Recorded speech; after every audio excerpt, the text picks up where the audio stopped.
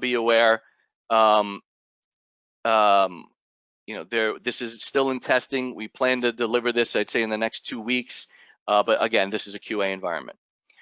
So in Boostlingo, requesters initiate calls. Like I said, I'm logged in as a requester. I don't have the screen here of Dr. Daggy, right? So I'm going to be placing a call, and the way I do that is I choose a language, I choose a service type, and I could also set other things like my native language or agenda preference if I wanted to. Right now, I'm just going to make a call for medical interpretation. We have complete customization on custom forms, so you could ask some pre-call questions. Let's say point of contact me. I want to begin a call.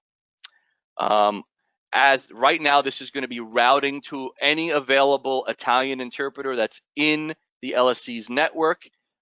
Generally, this takes 2-3 seconds to answer. Here we have an interpreter joining. There's me with my big nerdy headphones. And here is John. He is coming on as an interpreter. Hey, John, don't forget to mute. So really the way this works is requesters call interpreters. Interpreters take a moment to be routed to, and then once they answer, they have a brief 30 seconds to ready their environment to make sure it's professional, and John answered the call. Now that I have this call in place, let's talk about the changes to the video client. First, you'll notice we identify who the interpreter is. So if I am bringing on 3 or 4 parties onto a call, I still want to see where the interpreter is, right? So we denote that role at the top. Next, what I'm going to do is let's just hop in and try another call. So I'm going to introduce you to our new sharing view. This is completely configurable, and this is accessible for both the requester and the interpreter. So I can share this particular conference by email, by link, or I could even dial into another party. Let me see if I can dial in myself.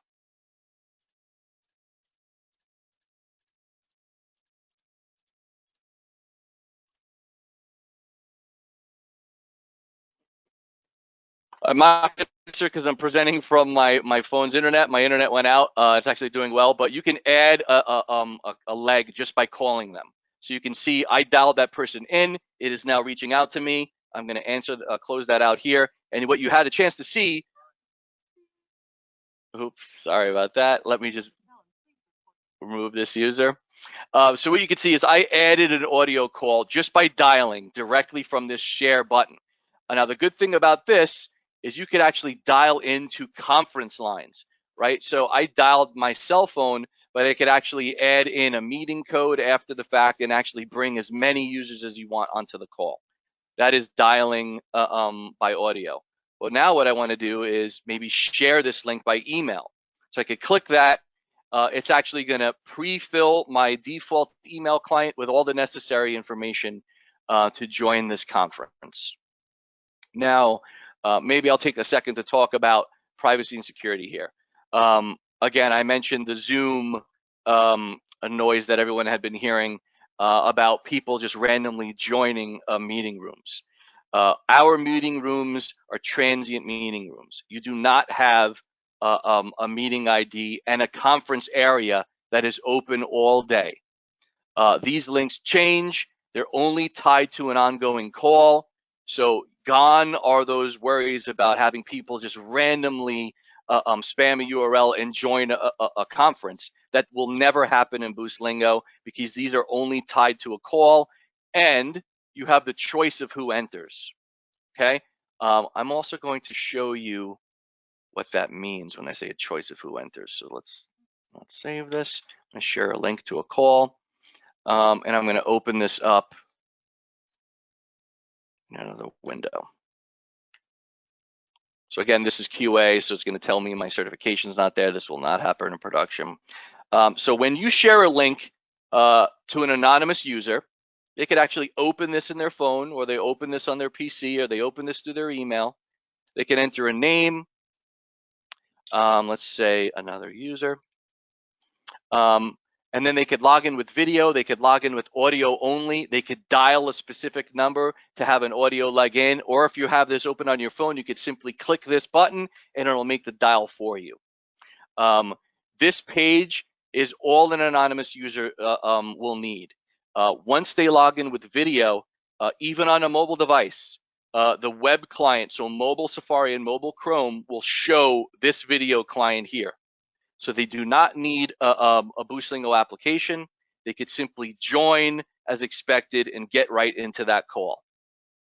So this anonymous page will only be available when this call is on, right? So once I place a call, this link is live. Once the call ends, this anonymous page will say the meeting is over, you cannot attend. Please reach out to your administrator, right? So let's actually invite another user. Let's see, I'm gonna invite, let's get Mike in here. So I sent him the link. Normally this will go through by email, but you can send the link specifically to the application if you wanted to. Mike is going to be clicking on that link. He gets to the anonymous user page. He's going to enter his name and then he's going to join. But I still have control of who enters. So you see a nice notification here. A new participant is joined. And then I'm going to allow them access, but I'm the only one that's going to allow them to do this. So this is configurable. You could have requesters admitting people. You could have interpreters, but it's really a knock-in feature. And I'm going to admit Mike. He's allowed to have this to hop into this call. And there he is. Hey, Mike. So this is multiple video legs. I could even add another one if I wanted to. I could add audio calls in here. So you can see crystal clear audio and video. We do have it muted, but it is absolutely crystal clear. So let's talk a little bit about what happens in a meeting room once we have multiple legs. Well, one, Mike is super important to this call. So I want to lock him into view. This could be an ASL interpreter whose hands need to be in the foreground the whole time.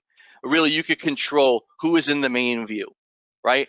And as we scale and add more members, you might have some blockage here, right? You might not be able to go in and see the whole screen. So Boostlingo allows you to drag and drop and place any one of these videos anywhere you'd like, right? I can actually see from the call all the members. If I had more members, this caller would scroll. I can mute individuals. I could resize them if I wanted to. I could lock myself back into screen. I could kick an individual out. I really have all those normal video controls that you have, video conferencing controls that you might have. And again, it's always showing you who the interpreter is and the names of those individuals.